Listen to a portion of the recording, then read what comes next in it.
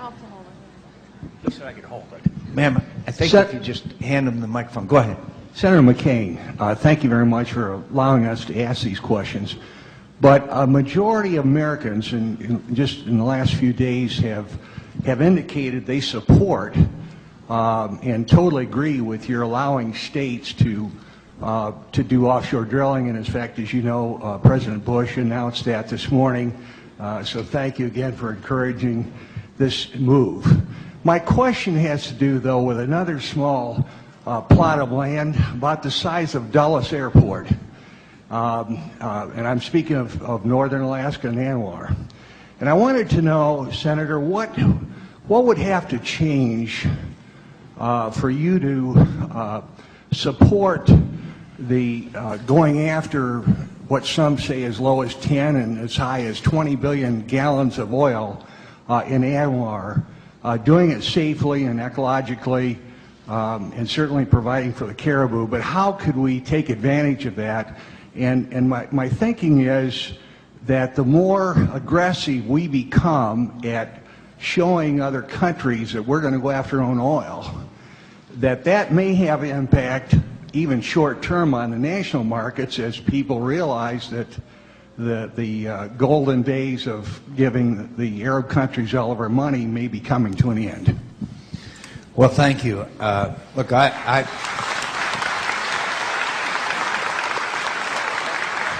I'll be glad to review over time in light of changing world events on any issue.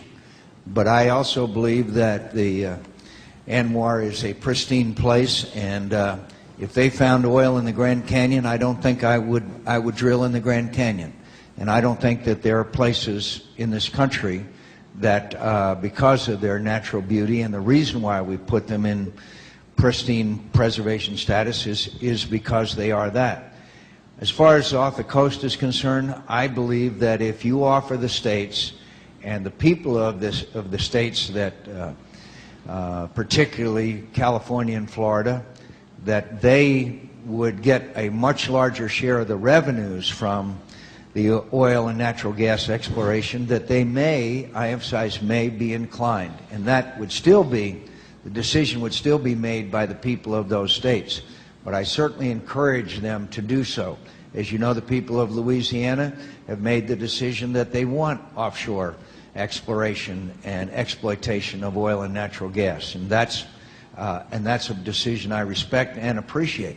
So I hope that these states will also review their policies in light of the increased price of oil and the absolute necessity for us to achieve the goal that you so well described. Yes, sir.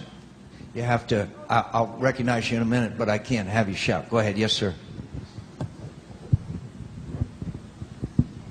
Hello, Mr. McCain. It's an honor to speak with you today. I was just asking about the rumors that Saudi Arabia can produce a barrel of oil for $2, and by the time the Americans go to buy it, they're up over $135 a barrel.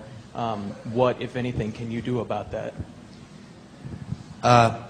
It's not, is it $2, Jim, or $7, or I've forgotten, whatever it is. It's ridiculously low as compared to what they're getting now. It's called a cartel, and they are setting the price of oil.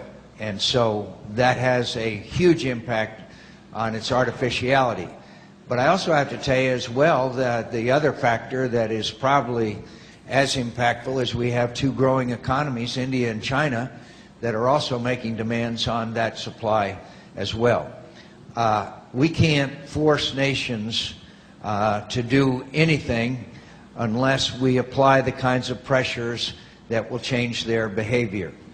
I only know one thing that we can do is become independent of Saudi Arabian oil, and then they can do what they want to with their oil.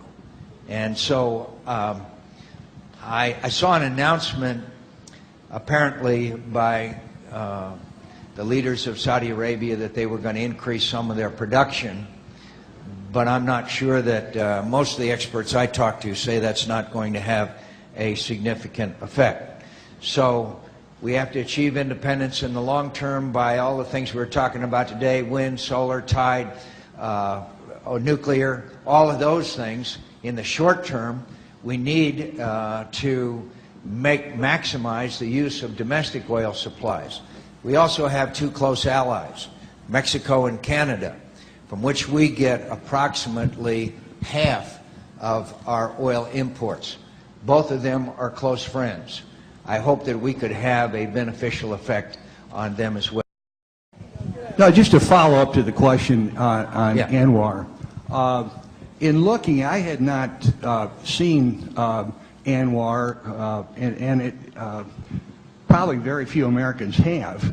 I saw a show yesterday where Laura Ingraham, I think, asked several people where this was, and several people thought it was Mars or someplace like that. But I hate to keep beating a dead horse, but in terms of being pristine, Senator, the Grand Canyon and Anwar don't seem like they kind of are on the same scale. My question really, more than beating that, is under what circumstances could we do this in an ecological manner that would really let us take advantage of quite a bit of oil up there?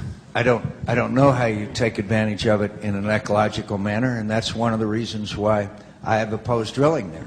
But as I say, I will look at all policies that I have in light of this changed economic environment and the challenge to the United States of America.